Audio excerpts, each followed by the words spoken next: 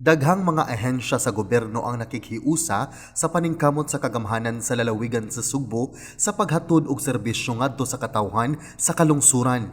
Ang lalawigan sa Sugbo, padayon nga nangita og pamaagi nga matabangan ang mga Sugboanon ilabi na sa food supply ug sustainability.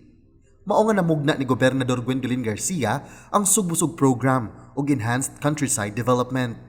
Atol sa pagsuroy-suroy ni Garcia sa upat ka lungsod sa isla sa Camotes, nikuyog kaniya si Attorney Salvador Diputado, ang Regional Executive Director sa Department of Agriculture dinhi sa Rehiyon 7. Kini aron mo apil sila sa paghatod og mga grasya ngadto sa kalungsuran sa isla sa Camotes nga nagikan sa nagkadaiyang ahensya.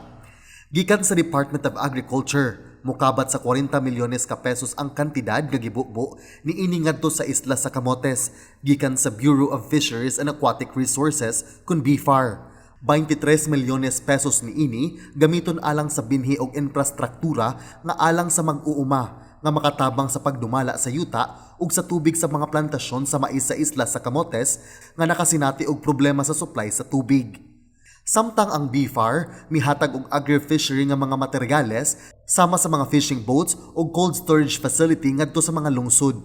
Naghatag usab ang DSWD og 27 milyones ka pesos nga kantidad alang sa social amelioration packages sa mga senior citizen sa upat ka lungsod sa isla.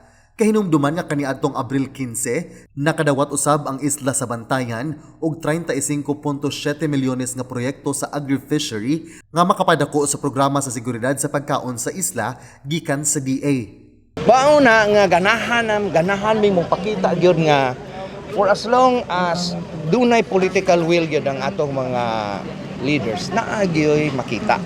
Dili lang kay puros rasturya. Unang gingon bitaw nga buhat ang pasultihon tinuod gyud na.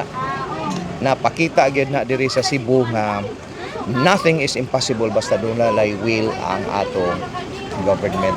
Dako gayud ang pagdayeg ug pagsuporta sa DA sa mga food sustainability programs ni Garcia sama sa Sugbusog di naghatag ang maong ahensya og mga liso ug binhi nga iapod-apod sa kabarangayan ug mga purok. Naobserbara ni Diputado nga bisan pa man naglisod ang Sugbo sa natad sa agrikultura itandi sa laing probinsya tungod sa pagkauga sa yuta dinhi apan wala kini nahimo nga babag alang sa mga Sugboanon nga makapananom.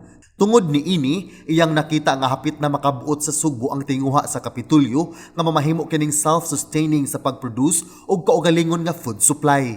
Ang tuyo ni Governor Gwen aning sugbusog naatay pagkaon pirme dili kay sa kabuwan lang o sa kasimana lang. John Fredson Granada, Balita sa Sugbo.